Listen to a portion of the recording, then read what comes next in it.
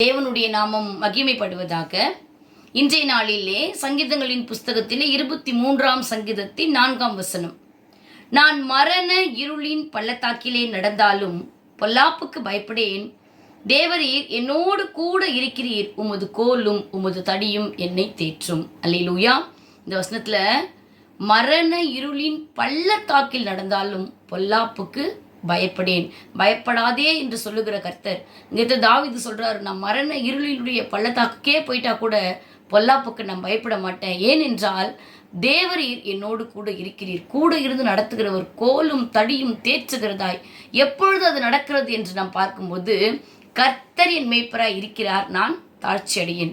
அவர் எனக்கு மேய்ப்பராய் இருந்து என்னை மேய்க்கிறவராய் அவர் இருக்கும் பொழுது, அந்த மேய்ப்பனின் சத்தத்தை கேட்டு அந்த மேய்ப்பனுடைய குரலில் அவருக்கு பின் செல்லுகிற ஆடுகளாய், அவரை மேய்ப்பராய் கொண்டிருக்கிறவர்களாய் நாம் ஜீவிக்கும் பொழுது, நம்முடைய வாழ்க்கையில மரண இருளின் பள்ளத்தாக்கிலே நடக்கிற சூழ்நிலை வந்தாலும் பொல்லாப்புக்கு பயப்பட வேண்டிய அவசியம் இல்லை. ஏனென்றால் பொல்லாப்பு உனக்கு நேரிடாது, வாதை உன் கூடாரத்தை அணுகாது. அல்லேலூயா.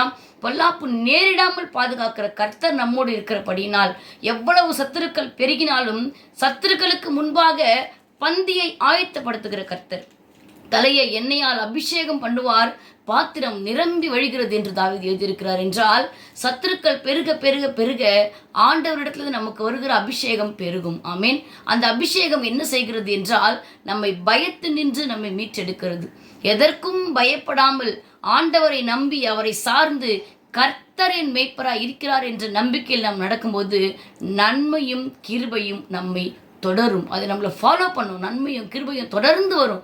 ஜீவன் உள்ள நாட்கள் எல்லாம் நன்மை கிருபை நம்மை தொடர்ந்து வந்து கர்த்தருடைய வீட்டில் நிலைத்திருக்கிற ஒரு கிருபை, பயப்படாமல் அமர்ந்திருக்க பண்ணுகிற ஒரு கிருபையை நாம் பெற்றுக்கொள்ள வேண்டும் என்றால் கர்த்தர் நமக்கு மேய்ப்பராய் இருக்க வேண்டும். பொல்லாப்பு நேரிடாது என்று கர்த்தர் வாக்கு பண்ணியிருக்கிறார். ஆகவே பொல்லாப்புக்கு பயப்படாமல் கர்த்தரை நோக்கி பார்த்து நாம் செபிப்போம். எங்களை நேசிக்கிற எங்கள் நல்ல தகப்பனே, இந்த நாளிலுமாய் கூட தாவீது எழுதிய பிரகாரமாய் மரண இருளின் பள்ளத்தாக்கிலே நடந்தாலும் பொல்லாப்புக்கு பயப்படேன். ஏனென்றால் தேவரீர் நீர் என்னோடு கூட இருக்கிறீர், உமது கோலும் தடியும் என்னை தேற்றுகிறதா இருக்கிறது என்ற இந்த நம்பிக்கையின் வார்த்தையை நாங்கள் சுதந்திரித்து கொண்டு பொல்லாப்பு உனக்கு நேரிடாது என்று நீர் சொல்லியிருக்கிற வாக்குத்தத்தத்தை நாங்கள் உறுதியாய் பற்றி கொண்டு எதற்கும் பயப்படாமல் உம்மை மாத்திரம் மேய்ப்பராய் கொண்டு தாழ்ச்சி இல்லாத ஒரு வாழ்க்கை வாழ ஒவ்வொருவரையும் கர்த்தர் தாமே ஆசீர்வதித்து வழிநடத்த வேண்டுமாய் இயேசுவின் மூலமாய் செபிக்கிறோம் நல்ல பிதாவே. ஆமேன். கர்த்தர் தாமே உங்களை ஆசீர்வதிப்பாராக. ஆமேன்.